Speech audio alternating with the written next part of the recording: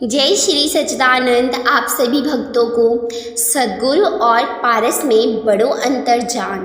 वह लोहे को कंचन करे, सद्गुरु कर ले आप समान। कि सद्गुरु के द्वारा दिया हुआ ज्ञान ना आप लोगों को आत्मिक शांति देता है।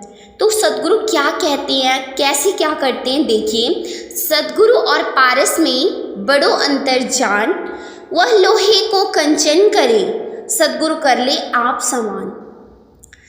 और जो समय के सद्गुरु महाराज होते हैं ना, वे अपने समान, ज्योति के समान बनाते हैं अपने शिष्य को।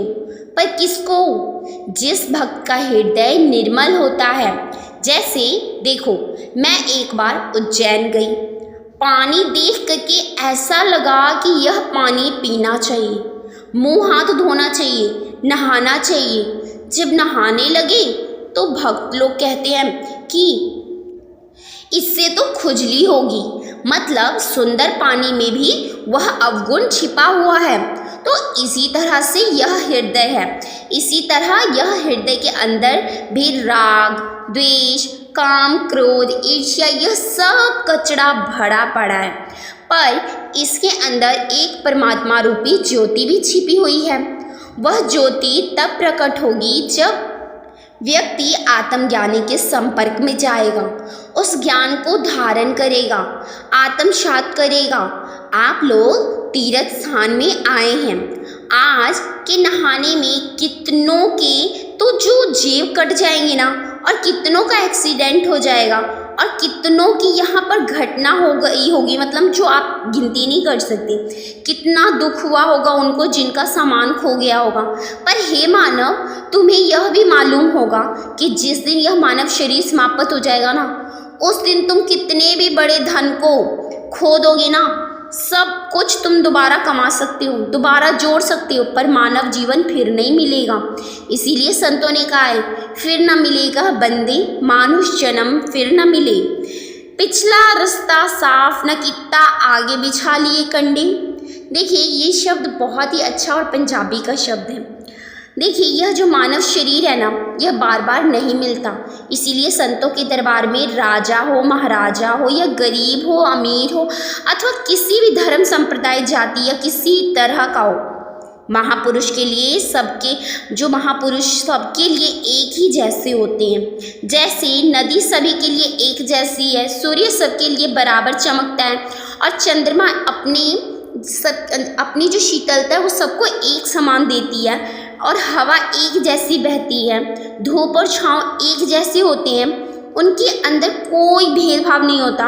अगर भेदभाव होता तो भगवान भेलनी का इतना अटूट संबंध नहीं ना होना चाहिए था, नहीं ना होते। लेकिन नहीं, इन सब में बिल्कुल भेदभाव नहीं है।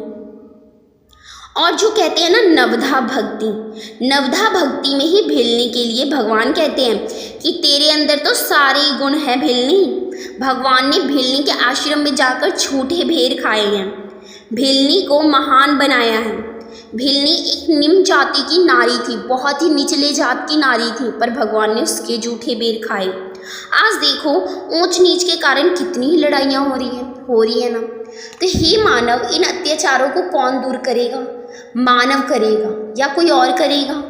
जब कभी बाढ़ आती है ना, तो मानव किसी टापू में फंस जाते हैं, तो उनके बचाने की जो कोशिश करते हैं, वहाँ खाना भेजते हैं, आदमी के प्राण बचाते हैं। तो मैं आप लोगों को सच कह रही हूँ कि गुरु महाराज जी की कृपा से ना, जिस तरफ मेरा रुख जाता है वही काम हो जाता है।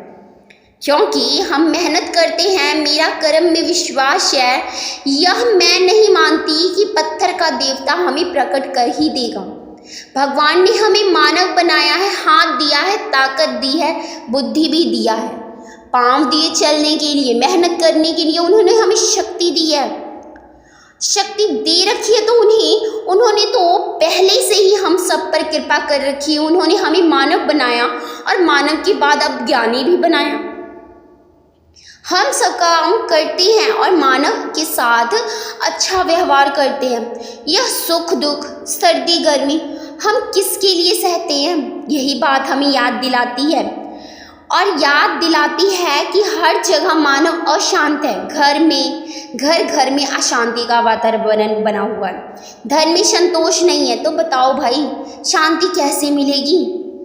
जब ना मानव आत्मज्ञान को जानेगा तब जाकर उसको मन वचन कर्म अच्छी होंगे। यही नारद जी ने कहा, हे शुकदेव, एक अंधा आ रहा था। एक अंधा जब आ रहा था तो एक कुआं खुदा हुआ था। एक आंख वाला देख रहा था और वह अंधा कुएं में गिर गया। तो ये बताओ कसूर किसका है? कुआं खोदने वाले का या अंधे का या देखने वाले का? मैं यही प्रश्न आप सबसे पूछना चाहती हूँ। मुनि सुखदेव कहने लगे कि हे नारद जी, जो देख रहा है उसी को पाप लगेगा, क्योंकि उस अंधे को पता नहीं कि यहाँ पर कुआं खुदा है। और कुआं खोदने वाले को, जिसने कुआं खोदा है, उसने परोपकार के लिए काम किया है। आने जाने वाले लोगों के लिए उसका भी कोई दोष नहीं है। तब नारद जी कहते हैं कि हे सुखदेव, आप ज्ञानी हैं। राजा परीक्षित को आज से 7वें दिन तक्षक नाग डसने के लिए आ रहा है। राजा हैं, राजा की मौत 7 दिन के अंदर होने वाली है। हे सुखदेव, आप ज्ञानी होकर यह सब दृश्य देख रहे हैं, इसीलिए आपको पाप लगेगा। ज्ञानी को भी तो पाप लगता है ना। इसी तरह से हमारे गुरु महाराज जी ने हमें आत्मज्ञान की दीक्षा देकर हमें आत्मज्ञान की दीक्षा देकर हमें सिखाने का प्रयास किए। देखिए, है तो सत्संग बहुत सुनाना चाहती हूँ, पर इस वीडियो के माध्यम से यही सीखने को मिला है कि सद्गुरु और पारस एक समान नहीं है, इसका अंतर जानो। पारस लोहे को कंचन बनाता है, लेकिन सद्गुरु अपने समान बना लेते हैं। कहते हैं ना, सद्गुरु और पारस में अंतर जान, बड़ो अंतर जान, छोटो अंतर नहीं, बड़ो अंतर जान। वह लोहे को कंचन करे, सद्गुरु कर ले आप समान। क्योंकि देखिए, कहीं भी जाइए आप लोगों को अच्छा बनाया जाएगा, लेकिन अपने समान तो नहीं ना बनाया जाएगा। क्योंकि श्री राम ने भी अपने पास में किसको बिठा रखा था? बंदर को। और बंदर कौन थे? बजरंगबली, साक्षात हमारे हनुमान जी थे। तो उन्होंने अपने समान उन बंदरों को बना लिया। तो समझ लीजिए कि आपको सद्गुरुदेव महाराज अपना हाथ देकर बुला रहे हैं कि आओ और ज्ञान की दीक्षा को जानो और आत्मज्ञानी बनो। तो ठीक आप लोग भी वही काम कीजिए जो आप सत्संग से सीखते हैं, क्योंकि सुनना बहुत अच्छी बात है। नवधा भक्ति में एक भक्ति ये भी है, सुनिए और सुनाइए सबसे बड़ा उपकार है, और उसके आगे उस पर अमल करना उससे भी बड़ा उपकार है। तो अगर आप लोगों को वीडियो अच्छी लगी हो तो लाइक कीजिए, और चैनल पे नए हैं तो सब्सक्राइब कर लीजिए। आप सभी का बहुत बहुत धन्यवाद। जय श्री सच्चिदानंद।